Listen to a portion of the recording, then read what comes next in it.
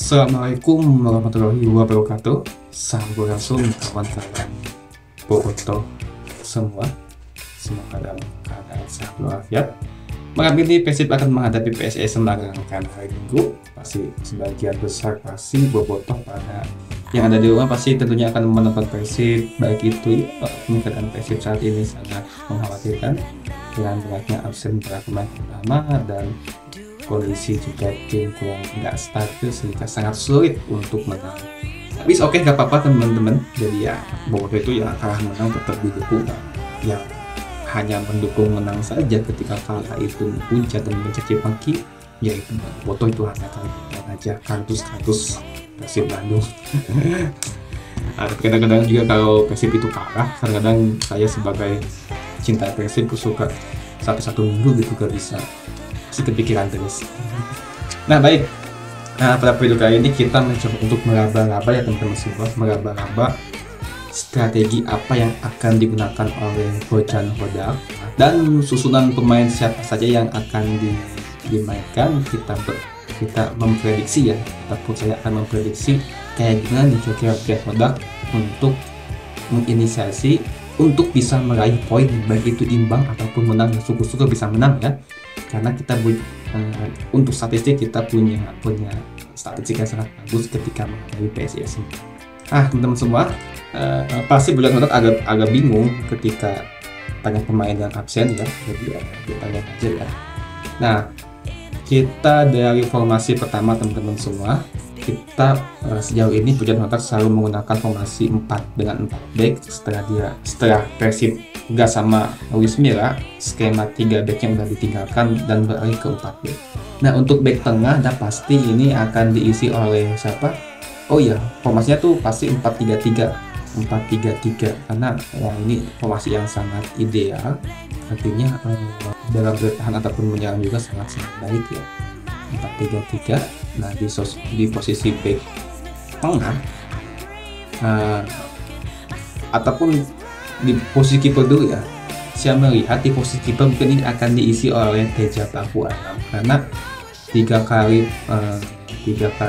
si Fitro dimainkan lebih ya mendapatkan kemenangan 1 ketika melawan Persik Kediri dan 2 kali imbang melawan Bali sama Barito dan 1 kali kalah melawan Persis. Mungkin saatnya Teja coba dimainkan kembali, siapa tahu ya Teja akan kembali bagus ya. Saya melihat Teja akan dimainkan Teja Paku di posisi kiper. Nah di posisi mungkin posisi back tengah karena Nick sama Alberto sudah tidak ada kendala dan saksi akan tampil, tidak ada akumulasi kartu dan tidak ada sanksi. Yang pasti ini pemain asing ini jangkung, gantar, mengacur pada bahasa Sunda ya, itu pasti akan menjadi starting line up. Di sini ada ini terus sampingnya kita tulis Alberto karena Alberto itu udah mulai bisa adaptasi dengan Persib ya, ketika melawan Bali, ketika kemarin melawan Barito juga udah. Nah di back kiri ini ya mesti di back kiri ini sebenarnya banyak, ada Daisuke Sato, ada Putu Gede, tapi Putu Gede sudah pasti tidak akan dimainkan ya. Ataupun ada Reza Hanusa, terus ada juga kadang-kadang juga bisa di situ juga, ada Edo Febriansa, tapi saya melihat mungkin di sini akan diisi tetap oleh Daisuke Sato. Saya melihat karena Sato ini ya walaupun kadang-kadang dalam bertahan kurang baik ya, tapi ya dia punya daya dijual yang sangat bagus juga. Di back kanan, nah ini yang pasti akan menjadi back kanan itu akan menjadi buran-buranan dari pemain PSIS Semarang, seperti Gali juga kan dia bagus juga tuh, Gali itu di posisi kiri juga ya. Dan ini mesti benar-benar hati-hati juga back kanan, sedangkan Putu Gede sudah nggak ada ya, masih akumulasi. Mungkin di back kanan ini saya melihat ya mungkin Rezaldi ataupun Edo Febriansa. Biasanya yang back kanan itu saya di sini kan hand juga gitu ya. Tapi saya melihat mungkin kalau nggak Sato di kiri, yang di kanan, kalau nggak ya pasti akan dimainkan Kakang Gianto. Kenapa Kakang? Karena regulasi pemain sebab masih ada pemain yang usianya di bawah 3 U23 masih dimainkan minimal 45 menit, sedangkan pemain yang selalu mengisi itu adalah Beckham sama Robbie Darwish. Nah saat ini Beckham sama si Robbie Darwish kan udah nggak ada tuh dipanggil timnas. Persib bingung mau memainkan siapa. Opsinya Kakang ataupun Ahsan Makarim, tapi saya melihat Kakang akan dimainkan sebab kemarin Kakang sudah mulai ikut latihan ya, mungkin ya izin lagi ke polisian pendidikan pelatihan, dan juga sekarang dia nggak dipanggil timnas juga sih ya. Mungkin Kakang, kalau nggak Kakang ya Sato Kakang. Jadi ini back dua sisi kanan sisi kiri ini akan diisi Kakang sama Sato. Nah di pemain gelandang, karena kembali kalau untuk biasa aja dimainkannya Rahmat Irianto di back, tapi terdengar Rahmat Irianto dia sedang mengalami cedera ya, kalaupun tidak bisa main pasti ya, kalaupun Rahmat Irianto absen mungkin ya bisa Kakang aja. Sebenarnya Ahmad Irianto itu juga bisa dimainkan sebagai gelandang tengah juga ya, kalau mungkin sebenarnya stok Persib itu banyak gelandang tengah itu, sekarang nggak connect. Nah kembali di gelandang bertahan, saya melihat Deddy Kusnandar absen hamstring, cedera, terus cukup banyak. Mungkin saya akan Beckham juga absen, Robbie Darwish absen. Saya melihat mungkin di sini akan diisi sama Aziz, karena stok di gelandang bertahan hanya Makro kayak Madinda, Beckham, terus kayak Madinda, Krop ya, Aziz. Jadi kan absen ya, mungkin absen. Kayaknya Aziz akan dimainkan karena kemarin sempat Aziz juga udah mulai main kan, dapat menit pertama di pertandingan melawan saya Bali atau apa. Nah di gelandangnya masih akan diisi oleh Klop. Pasti karena dia aman dari sanksi dicabut, dia disanksi tapi tiba-tiba jadi sanksi katanya PSSI. Di sini udah pasti ada Madinda sih, saya lihat pengalaman mencetak gol juga, golnya cantik juga, dia juga punya visi yang bagus, akhirnya dia butuh adaptasi untuk bisa Krop.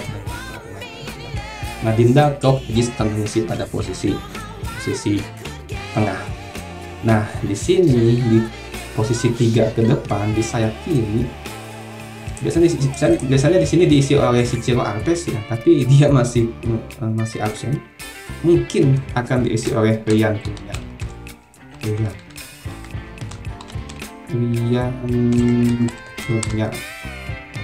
Ciro masih absen. Apa lagi ya yang saya posisi ini, mungkin ada sama nggak bisa tapi kan sorry juga kan dia karena kunnya selalu main juga, kadang walaupun bermain sebagai pemain pengganti ya. Di sisi kirinya di sini biasanya ada Febri, bisa juga ada Edo Febriansa, karena beberapa musim terakhir Febri itu kayak kurang down banget ya penampilannya. Dan konon katanya Febri juga sedang cedera juga, absen. Salah satu 9 pemain yang kemungkinan absen.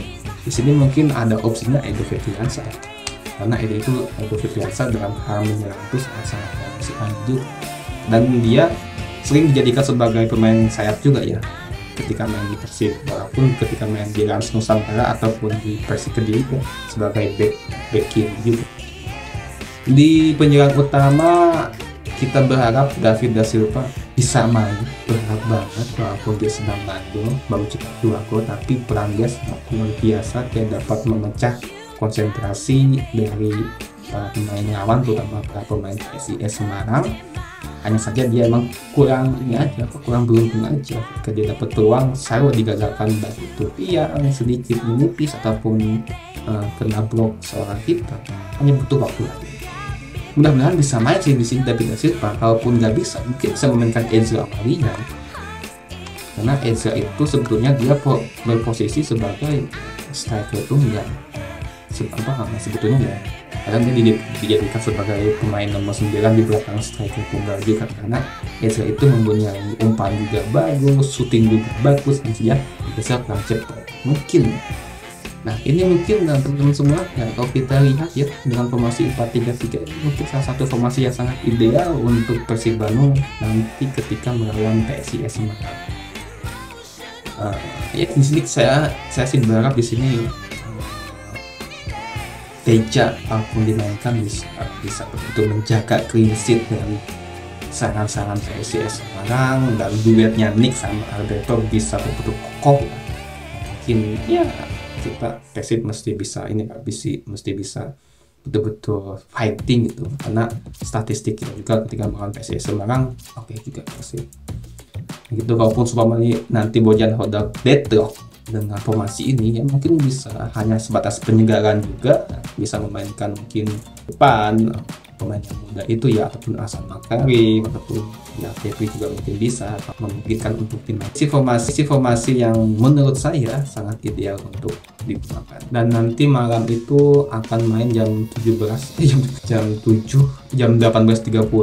berbarengan dengan bermainnya timnas Indonesia melawan Timor Leste, dan kita lihat rating TV mana yang akan bagus malam ini, apakah Persib ataupun timnas, karena timnas Indonesia juga menjadi apa ya, penentuan juga kemarin kalah oleh Malaysia, dan ini betul-betul penentuan juga. Ada kemungkinan bisa lolos dengan catatan mungkin ya skornya banyak, mungkin 5-0, 7-0 ya.